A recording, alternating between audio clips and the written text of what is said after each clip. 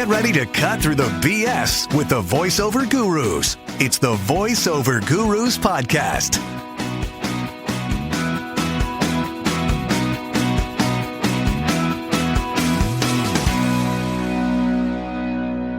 Hey, welcome back to the Voiceover Gurus podcast. This is part 2 of my chat with George Whittam and Rob Reider. Is there anything that voice talent can do where you're recording a session and all of a sudden you realize that your mic input was slightly too hot, and now you've got this file that has some peaks, like some hot peaks? You can't fix that, can you? Afterwards, hot peaks. So you got to listen to it. You might even see hot peaks that literally go above zero. They're just right through the roof, right? It does not mean it will sound clipped and distorted. Does not mean that. Transients, like a hard T or a K or something where you hit the first word too hard. A lot of beginners hit the very first word of a phrase hard.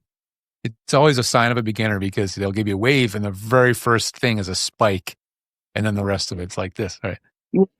That's a very typical thing. And so if that first transient is clipped, it doesn't mean it's going to sound clipped. So if you listen to the audio and it sounds good, don't panic. Just, you can re-normalize it. You can take that file and normalize it back down to -3 or something. And again, as long as it sounds clean, you're okay. But if you audibly hear crunchiness, distortion, overmodulation, if you have absolutely no choice, believe it or not, there are tools like an Isotope. There's a declip function. Isotope RX has declip. It works.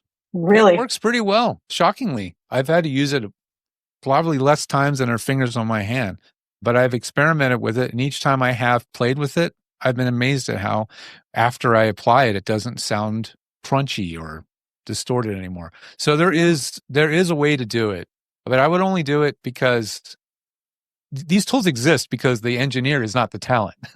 So they're given what they're given, and they have to make it work. Right? Mm-hmm. If that's routine for you, you just need to correct your recording levels, Don't make that a routine to try to fix everything. Record it correctly. But yeah, don't panic. You may find out that recording is still quite listenable. That's so good. Rob, what's your level of input? What range do you stay in? Do you try to stay in when you're doing an audiobook? When I try to do that, I try to peak at -6. And occasionally I'll get a little more, but when I go to master it, it goes into another isotope program called batch processing. And George set me up so that if I record an audiobook, I won't change the microphone. I won't change how far I am from the microphone. I won't change the room I'm in. I won't change the level settings. And then when all of them are done and I'm edited and ready to master, they go into the RX editor. And then it does some things like loudness control and equalization and maybe a little voice denoise, whatever. Some things that then will then output the audiobook signal to meet the audiobook creation exchange statistics or specifications, I should say. Yeah. And it always works. So, and when I started, I was doing things one at a time.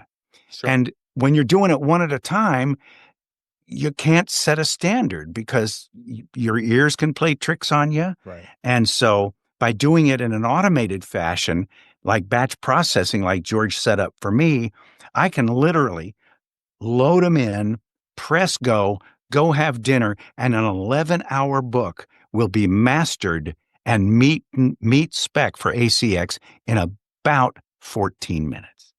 Is this all done in your DAW? How are you?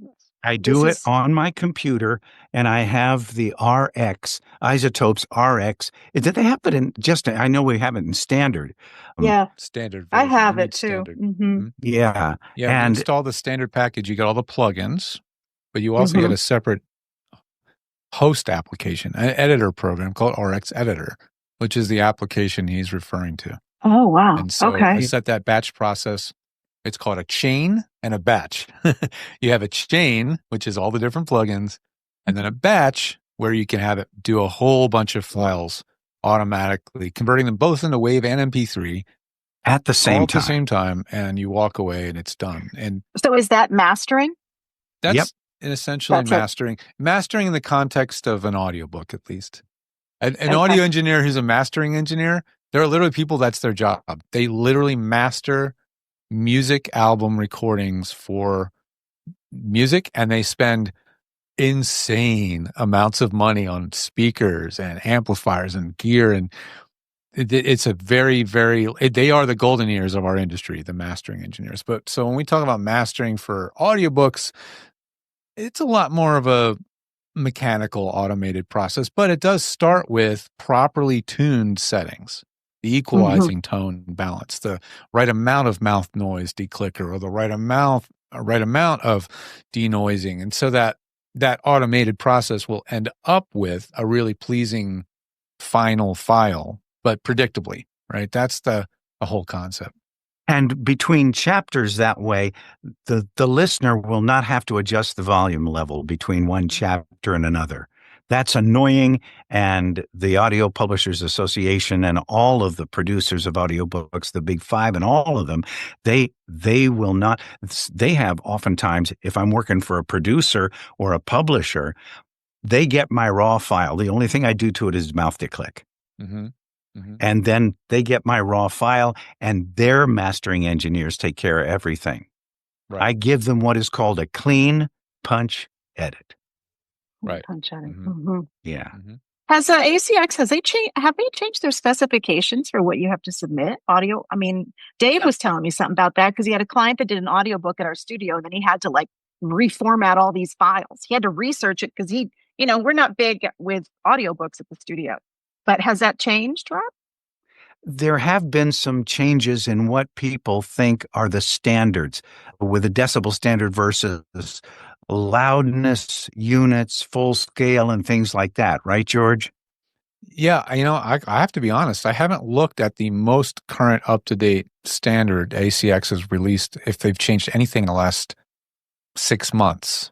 I'm not aware. The only time I hear people complain online nowadays is that they'll run some automated testing thing that tests the files, such as ACX check or something like that in Audacity, and they'll get kicked back something that says the noise floor is too low. That's something I see people mentioning. Like, it said my noise floor is too low. Like, wait a minute, isn't that a good thing? We're trying to get rid of that. Isn't that a good thing? Yeah. So, but in terms of actual standards, I think there's certain things they've maybe relaxed a little bit because they weren't quite as important. But in general, there's still a very specific decibel average, or what we use called RMS, average level. There was a very specific spec for that they still are very adamant about keeping. They want it to between minus 18 and minus 23 decibels. Yeah, I don't believe that's changed. Maybe certain publishers have No, it hasn't. Things. Last one I submitted was just about 2 months ago to ACX, and there was no. They analyze as you upload the files into ACX. They analyze the files right away, and I've never had any issue with any of that. Mm-hmm. And that's because I'm using the setup that George did for me. There's consistency.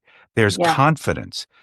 And it takes the technical part and compartmentalizes it, especially when you're recording. When you get your levels set to record, you get your room right. When all those things are right, then the head gets to perform. Yeah. And that's crucial to so get important. that the technical becomes so set and basically a second nature type thing. I come in here, I don't have to change anything. Mm-hmm. All I do is load the file up, give it a name, press record, and talk. And that's if I'm doing stuff for Sporty's Pilot Shop or if I'm doing other narration things. Mm-hmm. The only time I will change the levels if I'm going to do some sort of commercial that requires a little more energy. But on my equipment, I can knock it down. I have a specific setting, and I can knock it down 6 dB, and then I can talk all I want. Do it today. Right. But Yeah, generally, I teach people to have 2 gain settings that are their usual settings. 3, maybe, is someone who does a lot of very soft read stuff. Then maybe they need a different setting. But generally, you have a very soft read, a average read, and a very loud performance level read. Game animation, character stuff where they're shouting and all sort. Then you have a very different gain setting for that kind of work. And so that repeatability, so that you know, okay, it's a game. I'm going to set my gain here and forget it. Not micromanage it, not hyper control it. Just, okay, I'm doing a game. I'm going to set my gain here. I know I'm going to be fine 99.9% of the time at this point, and I can just get to my performance.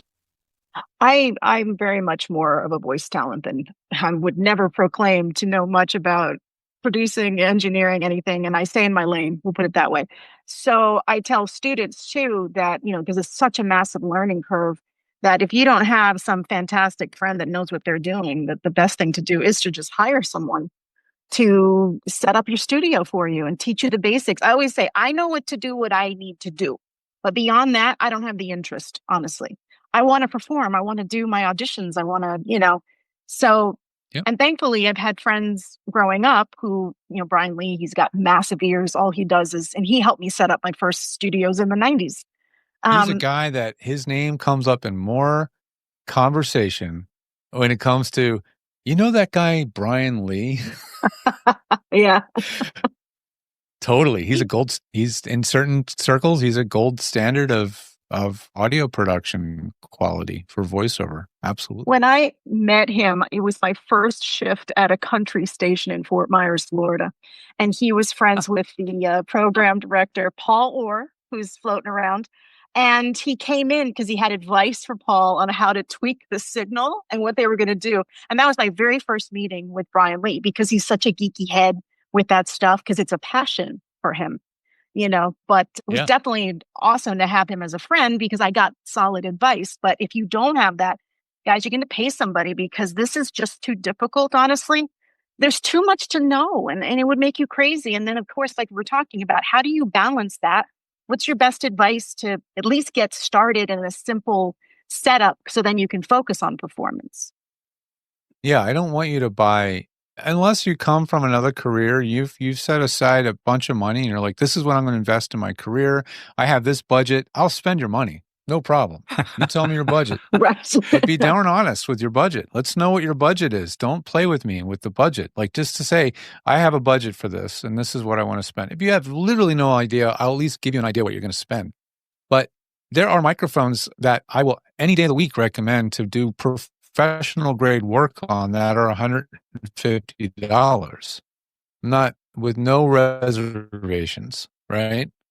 Audio-Technica 2035, one of my absolute all-time favorite budget mics. Really great. Sounds great. Self-noise low enough. There's not noisy. It's an honest, accurate-ish mic. I mean, we always use the word accurate. It's not about that, but it's got just a natural tone. It doesn't sound overly hyped, overly sibilant, overly bright, whatever. Great.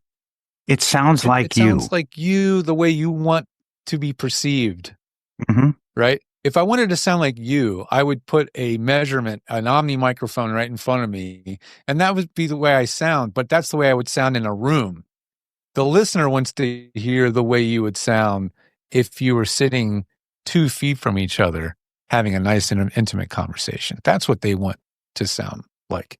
And so the right kind of mics do that. And yeah, again, $150 mic. And then the audio interface, they're not getting any simpler. That's the thing that makes me really angry about a lot of gear. They're just getting more feature creep and more complex. Even the most stalwart of basic beginner interfaces, which is the Scarlett Solo by Focusrite, even that one has suffered from feature creep.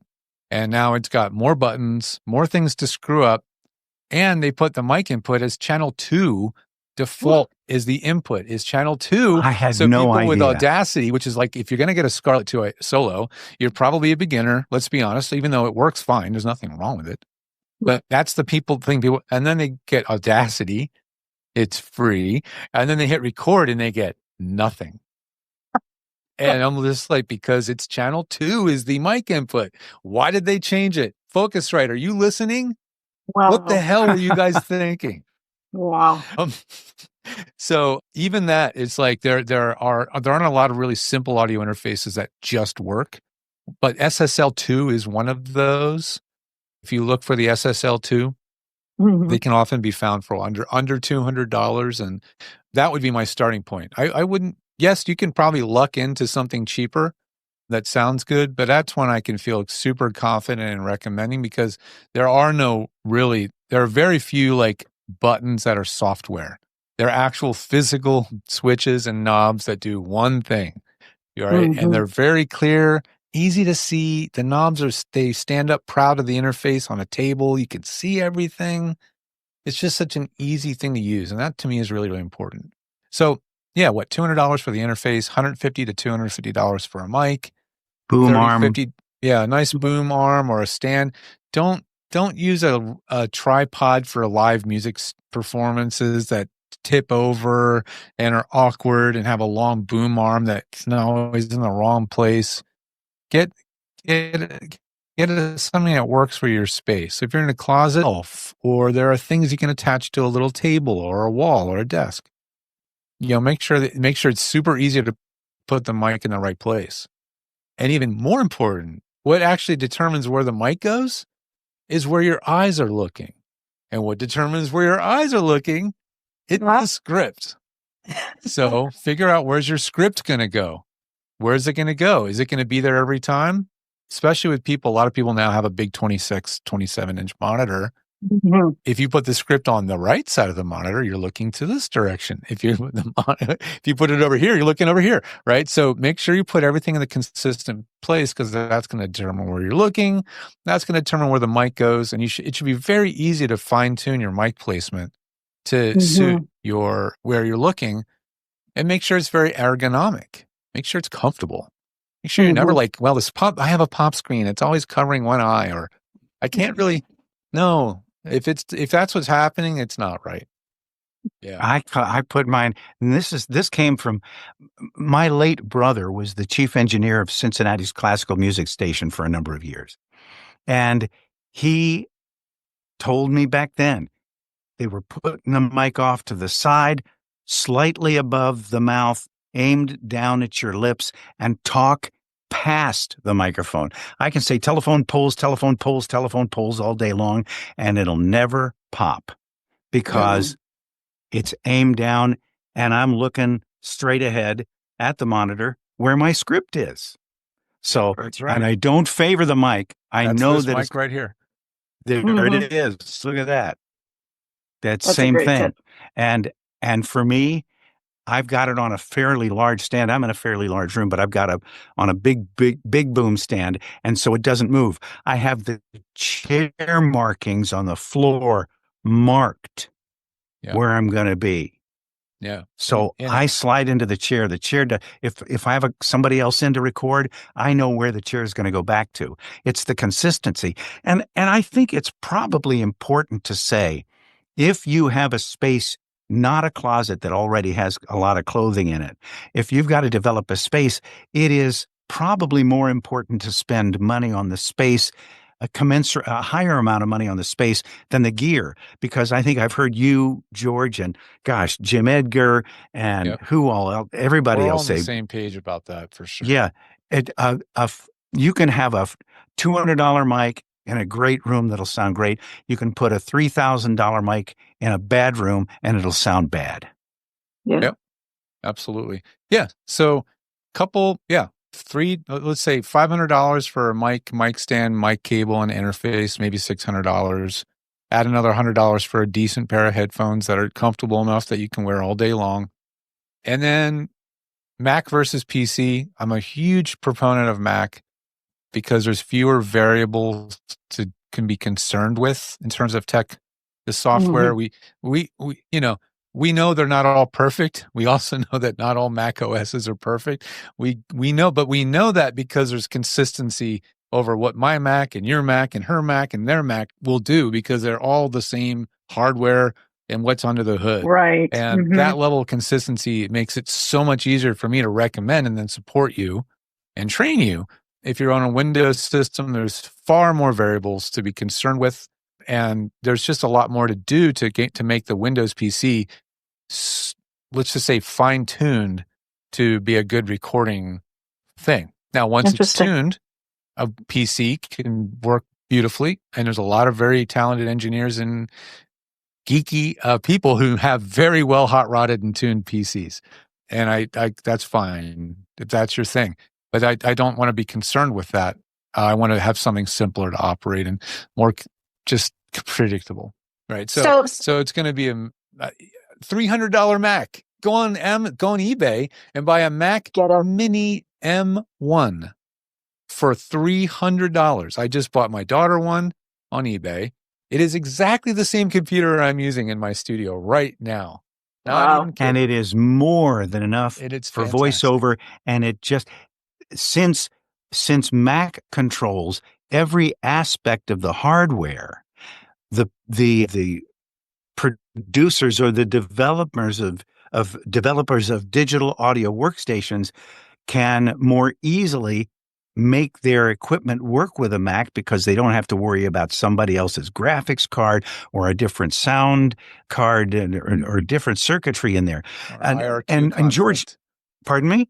Or IRQ conflict. Oh gosh, yes. Windows people know what that means. Yeah, and George, you also just got yourself a MacBook Air, a used MacBook Air with an M1 chip in it for $800. Mm-hmm. And that'll last, I don't know, it's got to be 3 or 4 years old, but it'll last you another 3 or 4 years or even longer. I had my first Mac was a Mac Pro a desktop that I used for 11 years.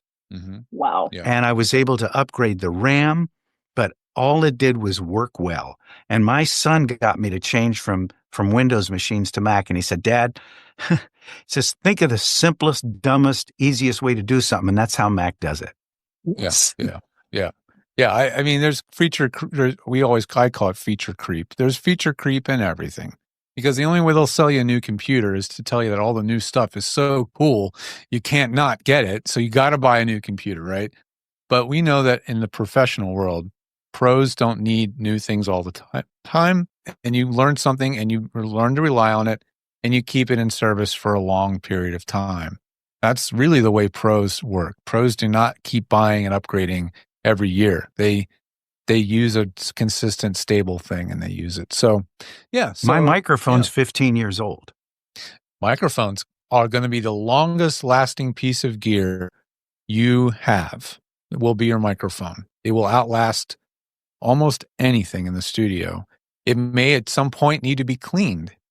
10, 15 years later, you might want to get it cleaned and serviced because it's been collecting spit and dust and whatever on its capsule for many, many years. So not a bad idea. But generally, mics are a good investment. I have a 25-year-old Audio-Technica 4033.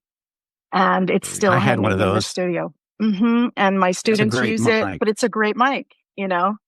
That was one of the early days, non-German studio condenser, large diaphragm, cardioid mics. That was the gold. That was like they were one of the first ones to say, look, you can buy a $500 mic and it can be amazingly good and it's obtainable. So that one's always been, the 4033. You know, it's not as flashy or it's not been the latest native thing, but any day of the week, the 4033 holds its own. Yeah. No problem. Yeah. And so, you sound like you on it, right, Linda? You sound like you. I do. I mean, I'm used to using my Sennheiser, but yeah, the audio holds a special place in my heart since it was back when I was first, really recording from home. But so, George, tell us what's your process like if someone wants you to help them with their studio? How do you make that work remotely? Mm-hmm. Well, this is where my website gets a little out of control because I've thought of so many different ways to serve people, starting from the most free thing possible, which is there's a lot of videos and blog posts on there to learn from. There's a search utility on there that's like a chatbot thing where you can click on my little tiny head and then it pops up and you can Oh, cool. type things in and it'll help you find answers on the website or find resources. That's all free. Then the next thing from there would be a sound check, which would be send me your audio from the gear you do already have and the setup you already have, and send me your files with a selfie of you at your mic so I can see your mic placement. And I'll take a listen and give you my notes on how you're doing. That's extremely high value prospect for $40. And then from there on, it's more, there's a lot of other what I call self-service or virtual engineering things like processing presets. We talked about it quite a lot, mastering presets and all sorts of stuff. There's a lot of ways. But if you really do want to sit down and have a consultation with me one-on-one, you can do that too. There's a service called George Whittam Consults, and we'll do a Zoom together and I will answer a million questions and get you down the road as quickly as possible. And that's available as well. So there's a lot of ways we can work together. And I've gotten very effective at doing this stuff remotely. I do make site visits and house calls. I have a few folks who are on a membership with me. I see them on a quarterly or annual or even monthly basis, a few of them here in LA. But overall, there's so much we can do together. I also have a membership for people that want to just check in with me every couple of weeks on Zoom, join in our Zoom meetings, get more ongoing support, get, access to our webinar library. We have an extremely robust library of videos and training content now that we've built, and I teach new stuff every month. So there's a lot of different ways to get help and support at different budget points. Just depends on how much you really want to talk to me one-on-one. Okay, that's probably the most expensive. Sure. But there's a lot of other things we can do on different levels as well. So there's a lot of ways we can help you.